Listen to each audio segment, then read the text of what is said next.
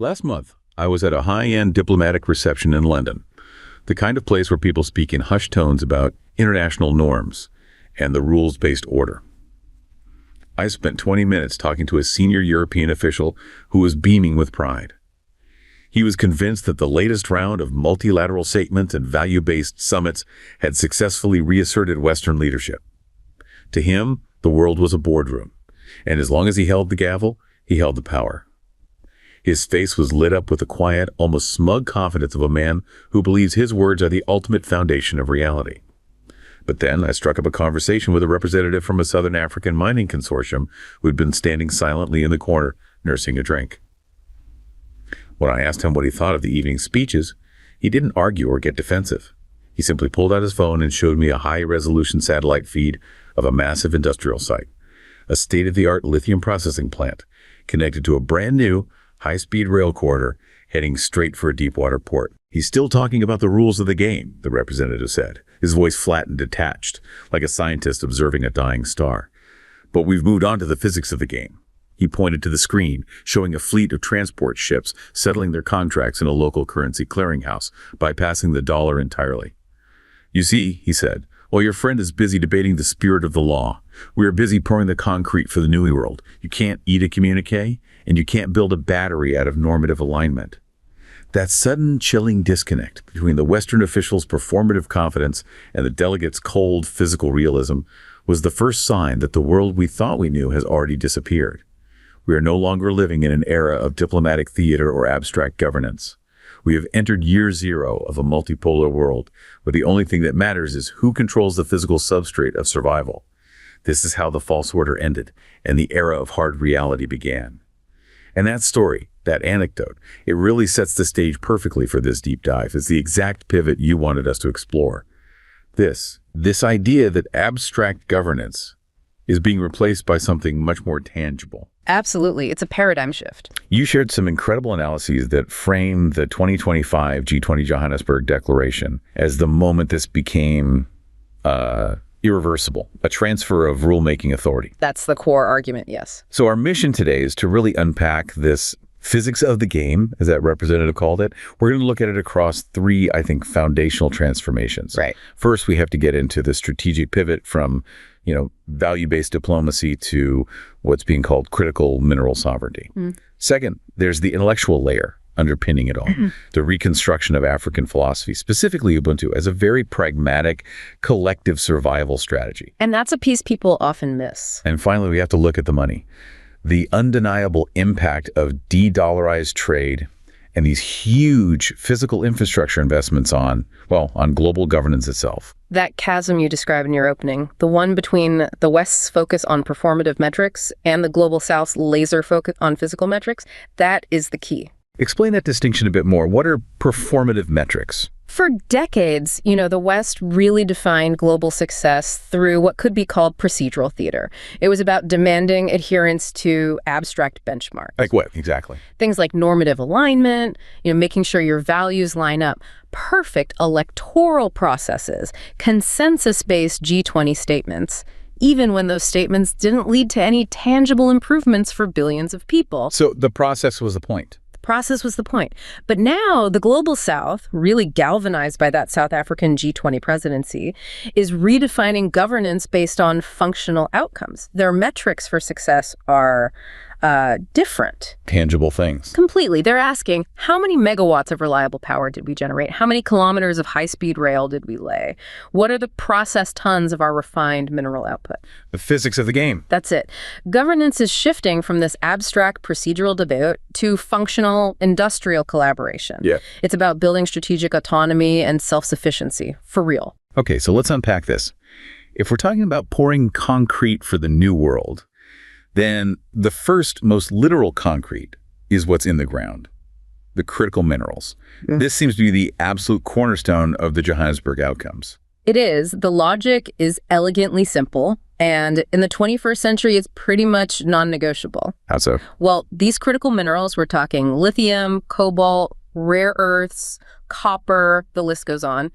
They're not just commodities anymore. They are the literal foundation of modern power. For everything from green energy to everything. The global energy transition, of course, gigafactories, solar, wind, but also advanced computing, digital sovereignty, even high-tech defense systems. So whoever controls the flow. Whoever controls the flow, and this is the crucial part, the processing of these materials, holds the ultimate leverage over substantive sovereignty for the next 50 years. And the critical minerals framework that came out of Johannesburg wasn't just another trade agreement then? Not at all. The way it's framed in the analysis is as a collective claim of title. A claim of title. I like that. It's a group of nations, many of whom have historically been on the periphery, on the exploited end of the economic structure, standing up and asserting control over the essential inputs for future Western and Asian industrial power. And you said the most important word in that is processing. The technical term is beneficiation, right? Why is that not just the extraction, the core strategy? Beneficiation, or value addition, is the key that unlocks the whole colonial economic legacy. Historically, emerging economies were just quarries. Right. Dig it up, put it on a boat. Exactly. You extract the raw materials, the ore, the dirt, at a low cost. You ship it overseas, and it's processed into high-value components, battery precursors, refined metals somewhere else. The developing nation sees only a tiny fraction of the value chain. So beneficiation is about flipping that script. It's a complete reversal. It means you mandate or incentivize the processing of those raw materials into higher value goods at the source, on the continent, in the producing nation. So instead of exporting lithium ore, you export cathode material. And you capture exponentially more value per ton, you get higher tax revenue, and you create skilled industrial jobs at home.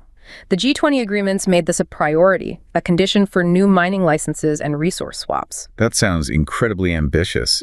Did the Johannesburg Declaration attach any specific hard targets to this goal? They did, and the targets are, frankly, very aggressive. Yeah. The Africa Critical Minerals Alliance, which was launched right after the G20, set out a really clear industrial strategy. And the numbers? The public preliminary projections are aiming to increase the in-continent processing capacity for battery-grade minerals. So things like lithium hydroxide, cobalt sulfate from its current level, which is below 15%. Which is tiny. It's almost nothing. They want to get that to over 40% within a decade. This isn't just a political wish. It represents billions in planned industrial investment. It's about directly linking mineral sovereignty to real GDP growth and, critically, technological autonomy. This reminds me of the story of Taibo, the plant manager. It really takes these big strategic concepts and makes them feel personal, you know? It does. I heard about this man, Taibo, who for 20 years managed a small raw ore facility near the Bushveld complex in South Africa. Yeah. The platinum and chrome heartland. Right. And his job for 2 decades was just to watch trucks fill up with dirt and head for the port. He knew they were destined for refineries he'd never see, in places he'd never go. And he said he felt his country was just a giant, disposable quarry. A feeling shared by many. But then, after the 2025 summit, he said things started changing on the ground. They weren't just digging anymore, they were building real infrastructure around the mines. And this is where the quality of the capital, the type of investment, becomes so critical. Taibo wasn't seeing investment from conditional loans from Washington or London. No. He was seeing the result of a direct resource for infrastructure swap. This financial tool is a fundamental break from the old model. Okay, break that swap mechanism down for us, because that feels like where the power really shifts. In the traditional Western-backed model, a country gets a loan, say from the IMF or World Bank, but it comes with strings attached. Conditionalities. Right, strict political and fiscal conditionalities, privatization, structural adjustments. And if you default, the creditor claims your collateral or imposes more austerity. The debt itself is speculative. It's subject to global interest rates you don't control. And the swap model. It's different. A partner country, often a major industrial consumer like China or another BRICS nation, provides a complete infrastructure package. A rail line, a power plant, a processing facility, done. And in return, they get a guarantee of a specific amount of future processed mineral output, often at a pre-agreed price, or they get a structured revenue share from the new facility itself. So the leverage just flips completely. Taibo is no longer putting his country's future up as collateral against some abstract debt. He's trading a future product for an immediate, tangible asset. Exactly. And Taibo, standing in front of that brand new lithium-ion battery precursor plant that was funded by one of these swaps, he got it. When he talked about the sovereignty of the atom, what he meant was that the rules of the game were now being written based on his country's physical control over its industrial output. Not by a banker in New York. Not anymore. The leverage shifted from the financial ledger, from the debt papers, to the earth itself, to the essential product they physically control. It's a structural change that ensures wealth from the resource is tied to actual domestic development. That makes a ton of sense for the producing nation.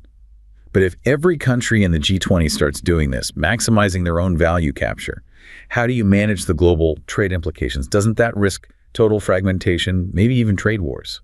That is precisely the tightrope walk. That's what the G20 framework has to manage. The goal is functional collaboration, not just market chaos. It's about balancing that national imperative for value capture, more revenue, more jobs, with the collective global need for a secure supply, especially for the energy transition.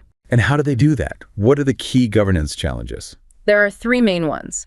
First, you have to define criticality. What even is a critical mineral? Germany might say it's gallium. South Africa will say it's platinum group metals. So a fixed list doesn't work. It's useless. So the sources point to a much more practical solution, a flexible, criteria-centric definition. A mineral is critical if its supply is essential for key sectors like defense or green tech, and if its supply chain is vulnerable to disruption. Because it's concentrated in one place or there are no substitutes. Exactly. This makes the governance principles apply to a whole range of materials. It even includes things like recycling and processing tailings, which gives countries another way to capture value locally. Yep, that's one. The second challenge must be state intervention. We're seeing more and more of that. It's the core tension. You see China's export controls on gallium, or what the DRC did with unprocessed cobalt. These actions are driven by legitimate national industrial strategy. But they cause panic globally. They create massive supply chain anxiety. So the G20 framework is trying to establish some acceptable limits for these interventions. Rules against, say, intentional price manipulation or totally arbitrary export bans. It's about trying to separate market dynamics from raw geopolitics. It's a slow process, but everyone needing these minerals for the energy transition gives them a powerful shared incentive. And the third piece has to be money. Building these advanced plants is incredibly expensive. How can the G20 help African nations actually realize this industrial dream? Financing and de-risking, that's paramount. The data shows Africa gets a disproportionately tiny share of global exploration finance. Why is that? It's two things: perceived political risk and actual infrastructure deficits. No reliable power, no logistics. A vicious cycle. It is. To counter it, South Africa's presidency pushed hard for a G20 exploration fund. This isn't just about financing digging. It's about funding advanced geological mapping, resource assessment, and crucially, building the infrastructure linked directly to the mines, power lines, port facilities. It complements things like the EU's Global Gateway, but frames it as resource partnership, not conditional aid. It's about unlocking potential by directly tackling the risk deficit. I have to bring up a challenge here, though. We're talking about a massive increase in state control, huge, rapid capital flows, these opaque resource for infrastructure deals. What about the risk of internal governance failure, corruption, state capture? Could that derail the whole thing? That's a fundamental question, and it's the primary internal vulnerability identified in the analyses. The very speed and efficiency of these non-Western swaps, the fact that they bypass the slow Western bureaucracy, also means they can bypass transparency mechanisms. The risk is huge. When you have multi-decade swaps being negotiated behind closed doors, often with authoritarian regimes, the potential for elite capture is significant. So how do you mitigate that? The analyses point to two areas. First, domestic institutional strengthening. You have to make sure national resource funds are legally insulated, audited by strong local institutions. Second, regional cooperation. That Africa Critical Minerals Alliance is supposed to create collective governance norms to hold member states accountable to regional standards on revenue. It makes it harder for one country's leadership to go it alone. But the point is clear. Mineral sovereignty will fail if it just replaces external extraction with internal corruption. One last point on this section. You mentioned the geopolitics of territory itself is being redefined. What does that mean in practice? It means minerals are now an active driver of security policy. The competition for access is heating up. You see the U.S. trying to broker peace deals, for example, between the DRC and Rwanda, and they're explicitly offering mineral supply chain agreements as the foundation for stability. So access for peace. Access and diversification away from China in return for stability. On the flip side, in West Africa, you see the exchange of physical security, military aid, training, sometimes Russian private military contractors, in direct exchange for mining concessions. Minerals are now strategic security assets. And it goes beyond land, right? Yes, the G20 framework has to immediately tackle the next frontier, seabed mining. The technology is making deep-sea extraction viable. But many nations, especially in Africa with long coastlines, don't have the legal frameworks to govern that space. If the G20 doesn't get ahead of this, it risks a whole new, uncontrolled resource contest, just shifting from the land to the ocean floor. So this material shift, this economic realignment, it's all being underpinned by a profound philosophical change. The analysis points to this convergence between African philosophy and Eurasian partners built around something they call Ubuntu Realism. That sounds like more than just a buzzword. It's a powerful, non-Western intellectual counterpoint to how global governance is supposed to work. So what is it? What does it mean? Well, the foundation is Ubuntu, of course, which is rooted in the Nguni maxim. The person is a person through others. Exactly. It emphasizes deep interconnectedness, shared humanity, mutual care. And traditionally, that was a normative vision, right? It was how society should function. But something has changed. The argument is that in the context of this 2025 pivot, Ubuntu is undergoing a pragmatic shift. It's moving from being a moral vision to being a hardened collective survival strategy. A survival manual for a multipolar world. That's a great way to put it. In a world of intense geopolitical competition, climate instability, high risk, a fragmented, individualistic approach is seen as a massive liability. Collective agency becomes a necessary tool for liberation. So these core values, reciprocity, common good, consensus, they're no longer just nice ideals. They're becoming operational metrics for statecraft. Precisely. They are seen as prerequisites for stability and transformation. Reciprocity means resource deals have to tangibly benefit both sides. Common good means state capacity building, that critical rail line, has to take precedence over atomized, competing interests when the survival of the whole group is at stake. So they're not optional cultural niceties. They're the architectural blueprints for a resilient state in a very challenging world. Let's put this in contrast with the critique level against the Western approach. You talked about performative metrics, but the philosophical criticism seems to go much deeper. It's exceptionally sharp. It identifies the West's internal dynamics as a core weakness. The term used is discursive entropy. Discursive entropy, what does that mean? It means an excessive, self-consuming focus on atomized individualism, on legalistic minutia, on perpetual paralyzed debate over identity and process. This endless internal fracturing is viewed by many in the Global South not as a vibrant democracy, but as evidence of civilizational decay. It's seen as a self-indulgent luxury.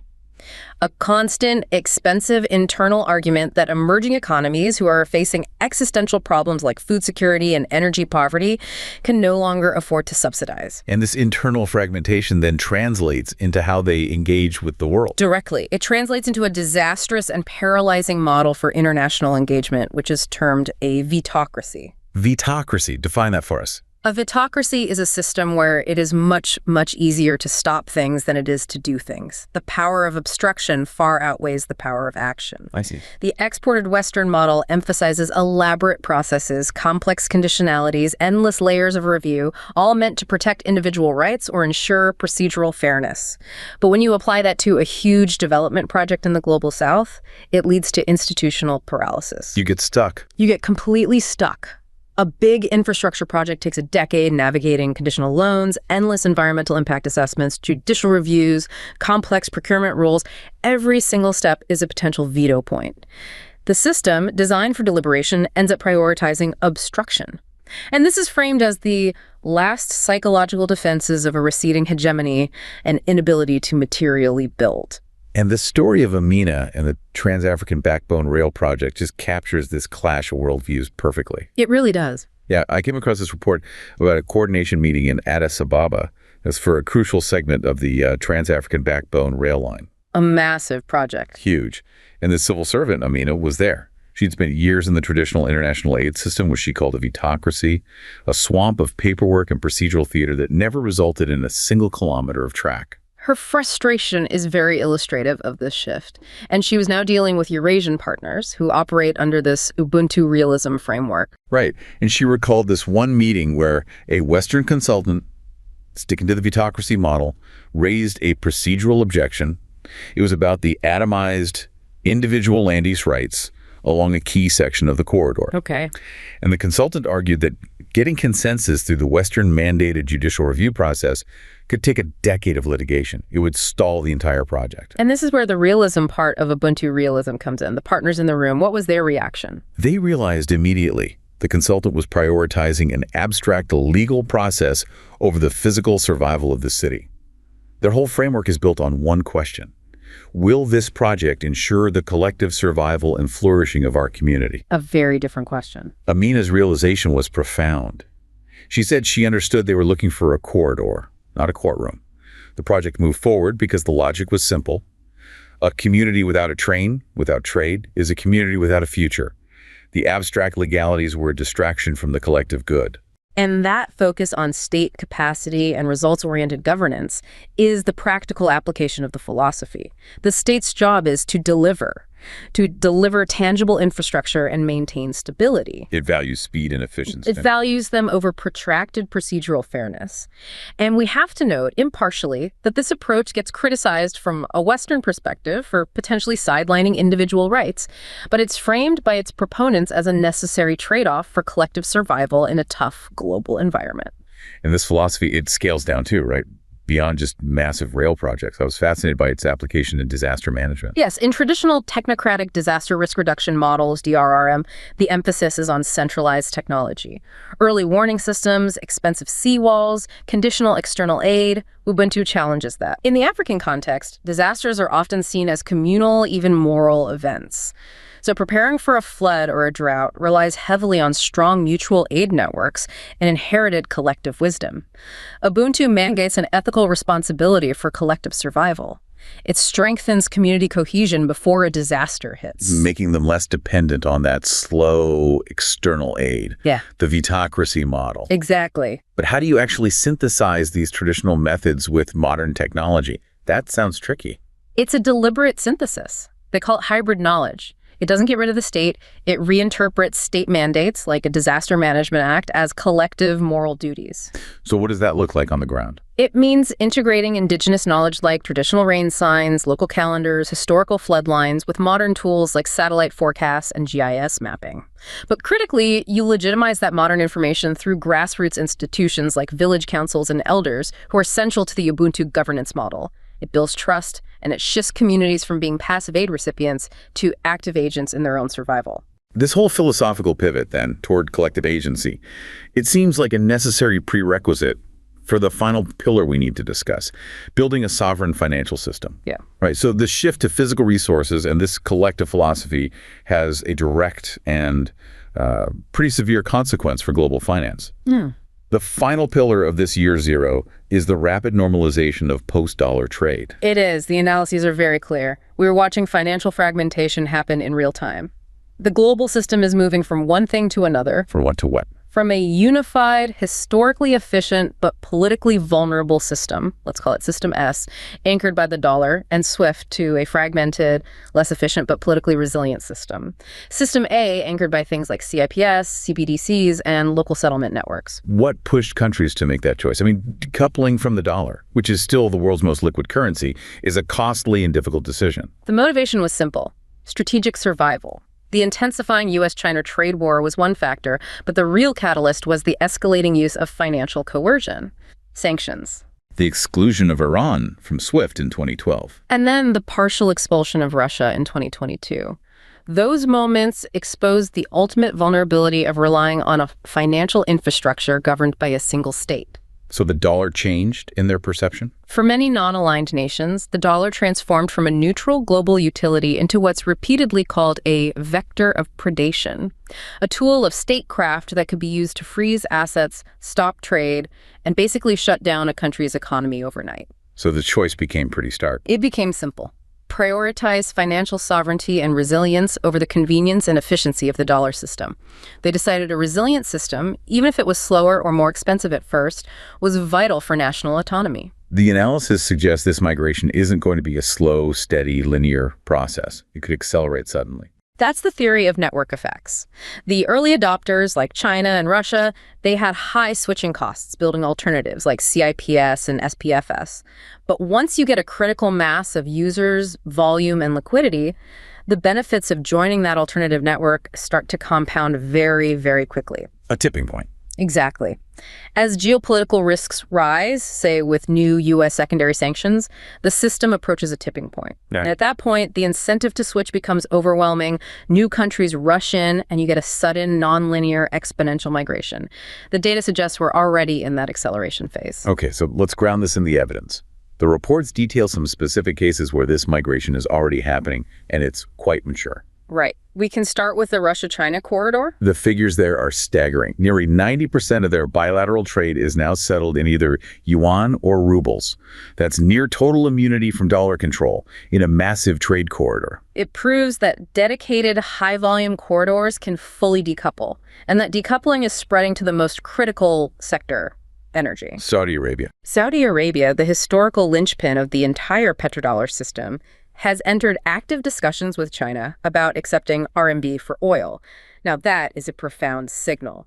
The mere fact they're talking about it shows they are reconsidering the stability of the dollar mechanism. And it's not just the giants. Smaller economies are being driven by necessity. Look at Argentina. They were facing an acute dollar shortage, so they had to activate a swap line with China just to finance imports directly in RMB. By mid-2024, the yuan had become a significant settlement medium for them out of sheer need. And then you have these strategic alignments solidifying elsewhere. Right. India and the UAE agreeing to settle their huge and growing trade relationship in dirhams and rupees. That creates another major non-dollar zone. The momentum is undeniable. The RMB's share in SWIFT transactions nearly doubled between 2018 and 2023. And the ultimate metric, the dollar share of global reserves, backs all this up. Absolutely. The dollar share of global foreign exchange reserves fell to its lowest level in decades by late 2023, down to 58.4%. It's a slow, steady decline, but it shows a structural shift in how central banks are behaving. They're prioritizing diversification and risk mitigation. It's a measurable, accelerating trend. Let's talk about the actual architecture being built. What are CIPS and SPFS, and how are they designed to counter SWIFT's leverage? CIPS is China's cross-border interbank payment system.